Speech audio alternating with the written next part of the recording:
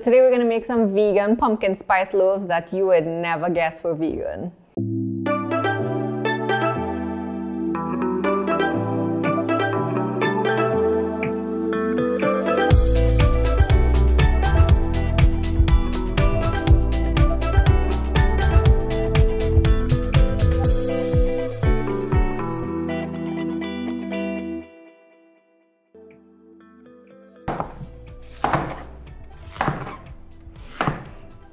So this recipe is like one of those recipes that I don't know where I found it.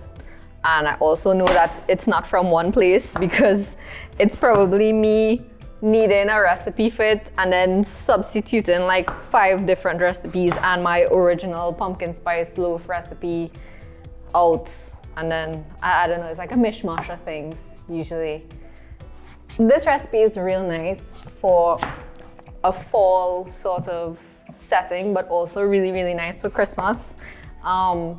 It's like a nice addition to like your Christmas spread when you do your family, you know, come over for dinner and you set your whole table with all the food, and it's a nice big Christmas pumpkin loaf. It's a nice addition and it's really easy. So if you know you have to do your Christmas Dutch with your family and everybody have to bring something, this is one of those things you could whip up as long as you have your pumpkin and just be done. Pumpkin is one of those things that I even chopped up like this. You could keep it in your freezer, but I make the puree and leave it in your freezer. And this is way too much pumpkin for the recipe we're gonna do today, so gonna stay in the freezer after this too. We have all the pumpkin cut up, and we cut up into small cubes because it cooks faster that way. It's gonna take about ½ an hour to cook properly.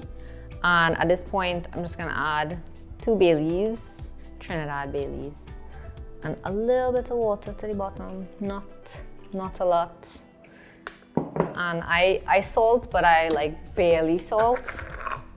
So pinch of salt, and we're gonna put it up, cover it, and let it go for about ½ an hour. And then as soon as it's finished cooking, I'm gonna stick the hand blender in it and make it proper puree.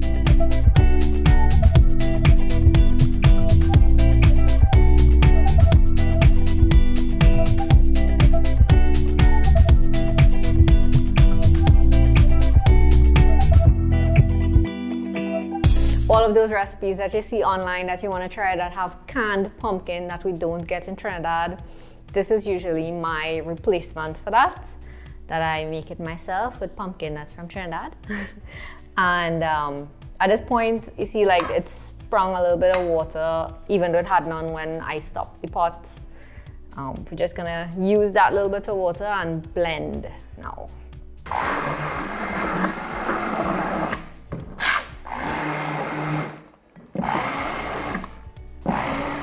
The consistency of it is like a smooth paste.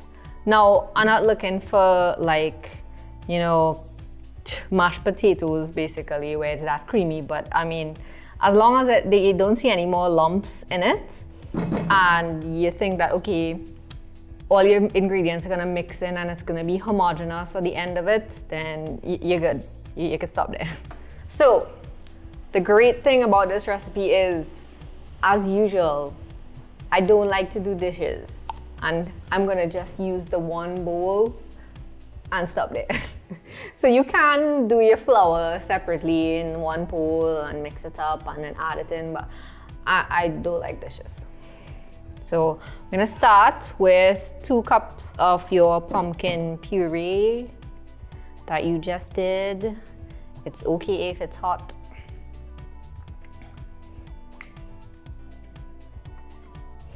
Oh, this smells real nice. Like, it smells like it don't even have the spice in it yet, and it smells good.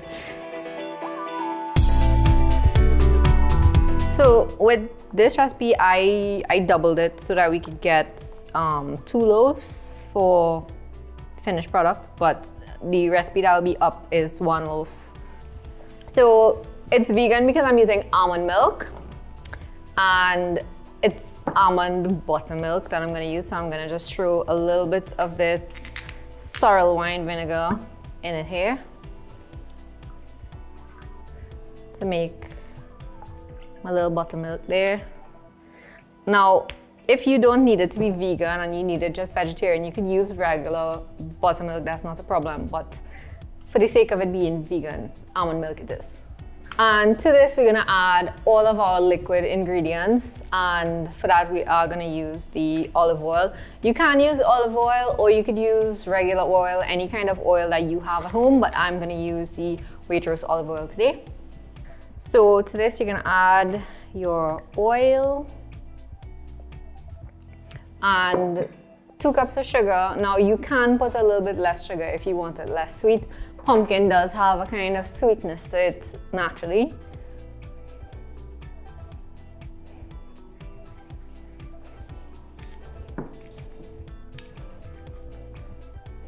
And our buttermilk.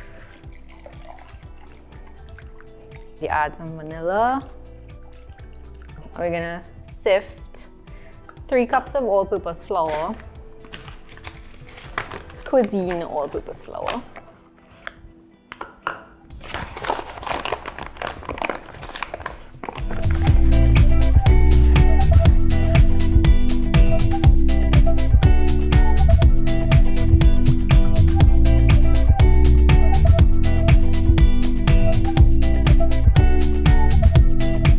Baking powder,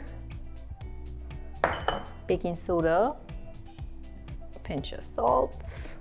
I have pumpkin spice mix at home that I made myself, but I kind of just gonna make it in here for you.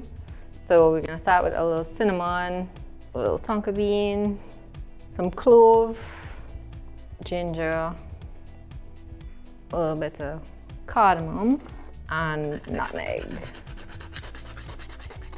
So you're just gonna mix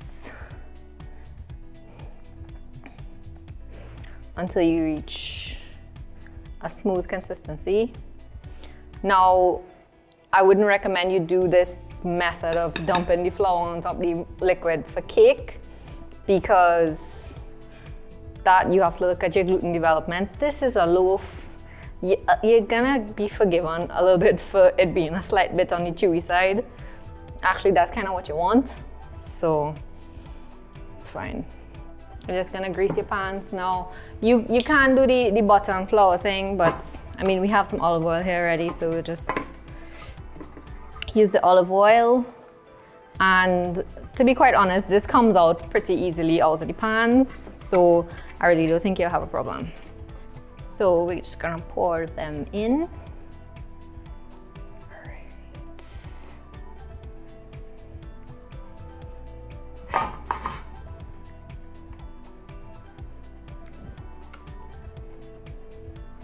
All right, so I have some chopped walnuts here. Again, it doesn't have to be walnuts. It could be anything you want it to be. I just like to sprinkle them on top. And I have pumpkin seeds and sunflower seeds here. Just gonna do a little sprinkle there too.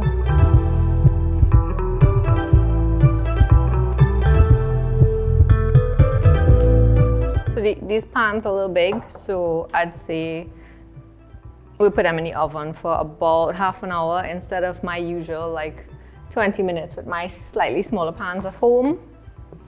And we'll see. They'll be nice, real good.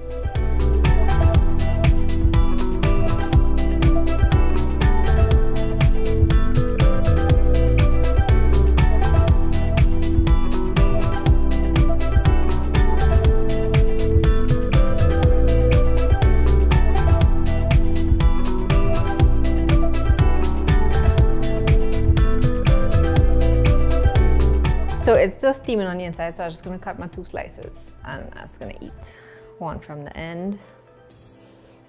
Oh, love pumpkin anything.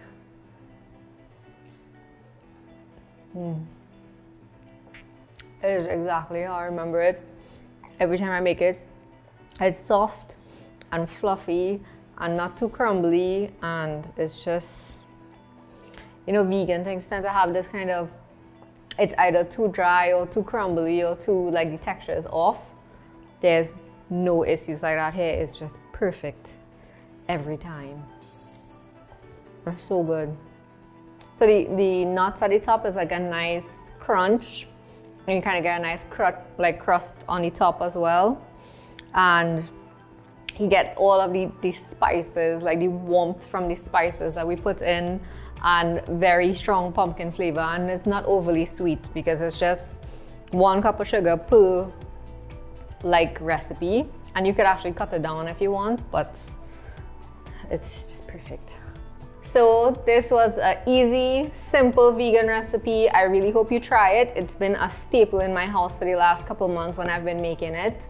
If you do, send us a photo, send us a video, and thank you Cuisine so much for sponsoring this episode. Cuisine products can be found in massive stores nationwide. Have a good holiday season, everybody. Bye.